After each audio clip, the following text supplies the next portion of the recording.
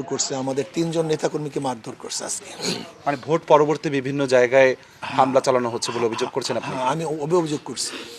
আমি বিএনপিকে বলবো স্পষ্ট, বেশি ভালো না, বেশি ভালো না।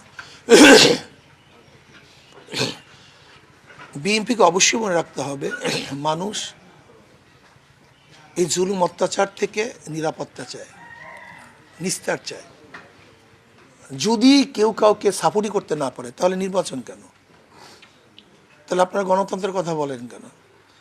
কেউ তাকে সাপোর্ট করতেই পারে, কিন্তু দেখা যায় আমাকে সাপোর্ট করার কারণে এবং সেখানে হাত পাকা বিজয় হওয়ার কারণে ওই গুন্ডারা ক্ষিপ্ত হয়েছে যে আমরা নেতাকে দেখাতে পারলাম না, আমরা ফার্স্ট হতে পারিনি। এই গুন্ডাতন্ত্র যেন বাংলাদেশে না হয়, এটা আমি জনাব তারেক জিয়াকে অনুরোধ করব।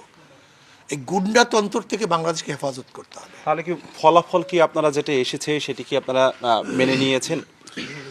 আরে ভাই, এটা আমি তো আগেই বললাম যে ফলাফল যেটা হয়েছে, যে নির্বাচনের আগে এবং নির্বাচনের পরের সাথে মিল পাচ্ছি না। কাজে এখন সরকার যে ডিক্লার করছে